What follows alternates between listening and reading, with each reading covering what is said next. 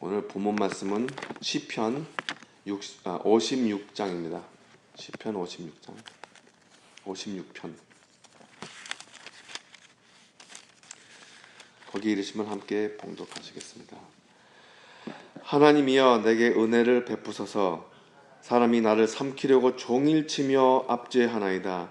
내 원수가 종일 나를 삼키려 하며 나를 교만하게 치는 자들이 많사오니 내가 두려워하는 날에는 내가 주를 의지하리이다. 내가 하나님을 의지하고 그 말씀을 찬송하올지라.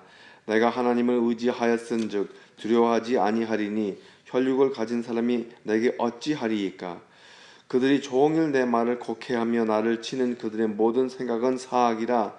그들이 내 생명을 엿보았던 것과 같이 또 모여 숨어 내 발자취를 지켜보나이다. 그들의 악을 행하고야 안전하오리니까 하나님이여 분노하사 뭇 백성을 낮추소서. 나의 유리함을 주께서 계수하셨사오니 나의 눈물을 주의 병에 담으소서. 이것이 주의 책에 기록되지 아니하였나이까. 내가 아뢰는 날에 내 원수들이 물러가리니 이것으로 하나님이 내 편이심을 내가 아나이다. 내가 하나님을 의지하여 그의 말씀을 찬송하며 여호와를 의지하여 그의 말씀을 찬송하리이다. 내가 하나님을 의지하였은즉 두려워하지 아니하리이니 사람이 내게 어찌하리이까. 하나님이여 내가 주께 소원함이 있사온즉 내가 감사제를 주께 드리리니 주께서 내 생명을 사망에서 건지셨음이라. 주께서 나로 하나님 앞 생명의 빛에 다니게 하시려고 실족하지 하지 아니하셨나이까. 아멘.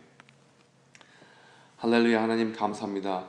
오늘도 일찍이 깨워주시고 또 이렇게 사랑하는 성도 여러분, 성도님들이 함께 새벽 예배를 드릴 수 있게 인도하여 주셔서 감사합니다. 지금 이 시간에 깊이 또한 성령님을 만나고 또 하나님의 음성을 듣는 시간이 될 수 있도록 설교사의 입술을 온전히 주관하여 주시옵소서. 이 모든 것을 우리 주 예수 그리스도 이름을 받들어 기도드렸습니다. 아멘. 할렐루야. 오늘 본문 말씀 보면 시편이 새로운 시편인데 56장인데 수요일 아침하고 이어서 어제 아침 큐티 내용이었던 시편 55편과 아주 유사한 내용의 흐름을 갖추고 있습니다. 오늘도 역시 본문의 저자를 대적하는 사람들이 그런 사람들에 관한 불평을 시작하기 전에 하나님께 은혜를 간구합니다. 우리가 시편을 볼 때 느낄 수 있는 것은 이 문구들은 이 시로 구성이 되어 있어서 시를 지을 때는 노래의 가사를 만들어서 음악을 곁들여서 부를 수 있게도 작성이 되어 있지만 그 내용을 유심히 보면은 이게 하나님께 하소연을 하는 것 혹은 고백을 하는 그런 기도라고도 보실 수 있겠습니다. 우리가 신앙생활을 하면서 기도문이 막힐 때가 많이 있죠. 그 누구도 우리 심정을 이해하지 못할 것만 같을 때 아마 목사님들과 상담을 해보신 적이 있다면은 주로 시편을 한번 읽어보십시오. 그렇게 시편을 읽어보면서 묵상을 하라는 조언을 들어보셨을지 모르겠습니다. 1절에서 2절을 보시면은 저자의 원수가 저자를 삼키려 하며 교만하게 치려 하는 사람들이 많으니라고 불평을 시작합니다. 우리가 말씀을 볼 때 범사에 감사라는 말씀도 물론 있지만 우리의 마음에 불안, 불만, 두려움 등이 있다면은 그것을 경건한 모습으로 하나님 앞에서 위장을 할 수는 없습니다.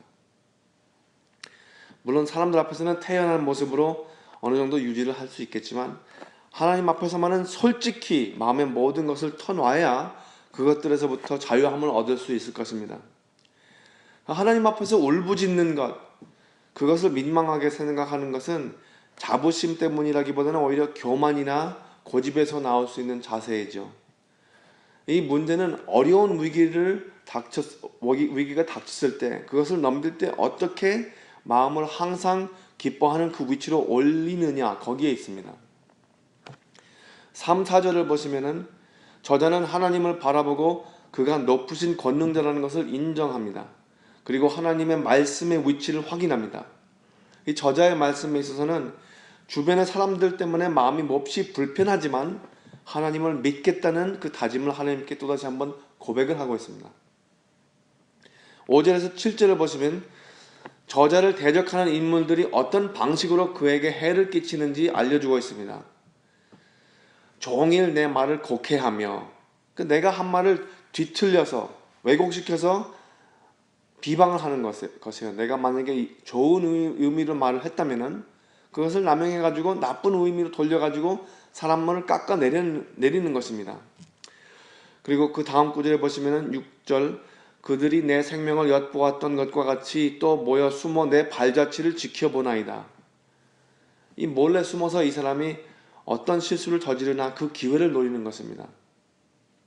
그런 심보를 가진 사람들은 실제로 이 세상에 존재하고 있어요. 우리가 어렸을 때 아마 그랬을지도 모릅니다. 어린 초등부 시절에 그 다른 사람이 이렇게 뭐 잘못했으면 그거를 반드시 가가지고 고자질하는 게 그게 아주 그런 아이들도 있어요. 예수님께서 사역하실 때 예수님께 이러한 저런 질문을 하면서 함정으로 몰고 가는 사람들도 있었습니다. 예를 들어서 로마 국가의 세금을 내야 하느냐 내지 말아야 하느냐 거기서 어떻게 대답하나 하고 노리고 보는 그런 사람들도 있었어요. 이렇게 대답하셔도 불리하고 저렇게 대답하셔도 불리하게 만드는 질문이 떠오릅니다. 세금을 내지 말아야지 하면은 로마 국가의 적이 되시고 세금을 마땅히 내야지 그렇게 말씀하시면 유대민족의 적이 되시게 만드는 그런 질문이죠. 하나님의 아들이시라고 본인이 말씀하셨을 때 본인이 마치 하나님이라고 내가 하나님이야 그렇게 말씀하신 것처럼 그렇게 몰고 나간 것도 실상 그 두 계진이 모두 사실인데도 그 하신 말씀을 곡해하면서 십자가로 몰고 나간 사람이 그 유대 세상의 종교 리더들이었습니다. 참 가혹한 세상이죠. 그들이 악을 행하고야 안전하리이까 하나님이여 분노하사 뭇 백성을 낮추소서. 사람들이 그렇게 할 때에는 본인의 열등감, 그러니까 내가 내 자신을 못 이겨서 꼭 그렇게 해야 하는 사람들도 분명히 있긴 있습니다. 이런 악한 존재들을 그저 바라보고만 있으시지 말고 그들을 낮추소서라고 하소연을 합니다. 하나님께서는 제가 당하는 슬픔과 억울함은 잘 아시잖아요. 이렇게 하소연을 하는 거예요. 이 내가 보는 세상관이 내 중심이 돼서가 아니라 하나님께서는 억울함과 슬픔을 당하는 사람들을 위로하시는 분이시기 때문에 그것을 잘 알기 때문에 저자가 이런 하소연을 할 수가 있는 것입니다. 하나님의 그 성품을 알기 때문에. 8절을 보시면은 나의 유리함, 말하자면 나의 고난, 영어로 보니까 my misery라고 번역이 되어 있더라고요. 나의 유리함을 주께서 계수하셨사오니 나의 눈물을 주의 병에 담으소서. 이것이 주의 책에 기록되지 아니하였나이까. 이 모든 것들 다 보시고 계시지 않습니까? 내 편에서 쓰셔서 저를 위해서 싸워주시옵소서. 이런 심정 가진 적 분명히 있을 것이에요. 오늘 본문 말씀에는 악한 사람들 때문에 두려워하는 마음이 하나님을 믿는 마음과 함께 싸워서 그 믿는 마음이 이기는 과정을 보여주고 있습니다. 이 시편이 아주 참 좋은 게 뭐냐면은 우리가 힘들 때 그 마음의 형태, 마음에서 어떤 말이 나오는지는 모르고 있어요. 그냥 뭔가 끙끙 앓면서 씨름을 하고 있는데 여기서는 명확하게 그것을 보여주고 있습니다. 내 주변에 나를 비방하고 나를 모함하는 그런 사람들이 있어서 내가 정말 몹시 심리적으로 괴로운데 그런데도 내가 하나님을 바라보면서 하나님을 의지하니까 거기에서 이게 나오는 것을 우리 여기서 온전히 담고 있는 것입니다. 성경 말씀을 보시면은 두려워하지 말라, do not fear 라는 그 표현이 참 수두룩하게 기록이 되어 있습니다. 컴퓨터로 찾아보니까 한 35번 나오는데 그러니까 하나님을 믿는 사람들은 그 두려워하지 않을 만한 이유가 있어요. 세상에서 하나님을 믿지 않으면서 살아가는 사람들이 그 두려워하지 않는다는 사실이 오히려 더 불가사의인 것이죠. 사람을 두려워하지 말라, 바로 이 말씀입니다. 사람이 사실은 두려워할 만한 존재들인데도 말씀이죠. 하나님께서 독생자를 세상으로 보내셔서 그 하나님의 외아들을 십자가에 못 박혀 죽이자 하는 것이 바로 사람입니다. 하지만 사람의 두려움은 언제나 하나님을 믿음으로 극복할 수 있는 것이죠. 세상에 악한 사람들 참 많이 있습니다. 이 악이라는 것은 오직 의도적으로 행해야만이 만족을 느끼는 사람들 때문이라고 우리는 그렇게 생각을 할 수 있지만, 조금 더 깊이 생각해 보면은 그 악은 무지함에서 싹이 트거든요. 뭘 몰라서 그렇게 행하는 거예요. 아무것도 모르는 사람들 참 위험합니다. 에콰도르 밀림에서 야만인들에게 선교하려는 짐 엘리엇 선교사의 그 한 팀이 야만인들한테 창 끝에 순교한 기록이 역사에 보존이 되어 있습니다. 거룩한 하나님의 기준을 모르는 사람들은 무엇이 악한지 무엇이 선한지 도무지 그 구분을 잘 못합니다. 무조건 내가 피해를 당했으면 악한 것이고 나한테 이로우면 선한 것이라고 생각하는 것이 세상 사람들의 가치관과 기준이에요. 좀 단순하게 생각하는 거죠. 하지만 하나님의 기준은 그 개인적인 윤리에서 하늘과 땅이 같이 그 차원이 틀립니다. 내가 손해를 봐도 선일 수가 있어요. 내가 좀 피해를 봐도 선일 수가 있습니다. 원수들 때문에 이렇게 힘들어하는 오늘 본문의 시편의 저자의 마음을 불구하고 예수님께서는 어떻게 말씀하십니까? 원수를 사랑하라 그렇게 요구하시지 않습니까? 세상이 험악해서 두려움에 시달리는 영혼은 하나님을 믿음으로 그 마음을 전환시켜서 평강에 도달할 수 있는 것입니다. 원수가 미워서 분노에 차서 그 시달리는 영혼은 예수님의 사랑으로 그 마음을 전환시켜서 희락에 도달할 수 있는 것입니다. 그래야지 관계가 회복이 되죠. 죽을 때까지 그 원수 미워하면서 어떻게 살 수가 있습니까? 죽음의 좌절감에 시달리는 영혼은 예수님의 부활의 약속을 능력 삼아 영생의 소망을 누릴 수가 있게 되는 것입니다. 이런 비결들이 오늘 시편에 담겨 있어요. 나를 대적하는 어떤 생각이나 나를 괴롭히는 게 있으면 그것을 어떻게 해서 싸워서 극복해 나갈 것인가, 누구에게 나의 마음에 초점을 맞춰서 그것을 극복해 나갈 것인가, 그게 담겨 있는 거예요. 제가 캘리포니아에 있을 때 다우니 제일교회에서 섬길 때 이야기를 잠깐 나누고 마무리를 짓겠습니다. 제가 그때 영어 목회하고 중고등부를 동시에 담당할 때가 있었어요. 한 7개월 동안 그렇게 했었는데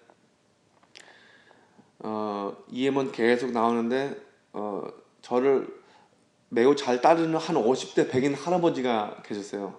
50대면 할아버지는 아닌데 왜 할아버지라고 하냐면은 많이 늙으셨어요. 그래가지고 머리도 하얗고 그런데 우리 교회 아주 열심히 나왔던 기억이 납니다.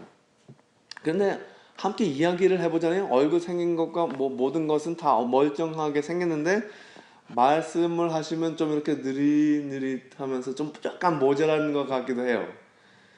유학생들이, 특별히 한국 유학생들이 와서 말 걸으면 참 듣기 좋게 아주 또박또박 말씀하시는데 그분이 참 마음이 깨끗하고 착한 분이십니다.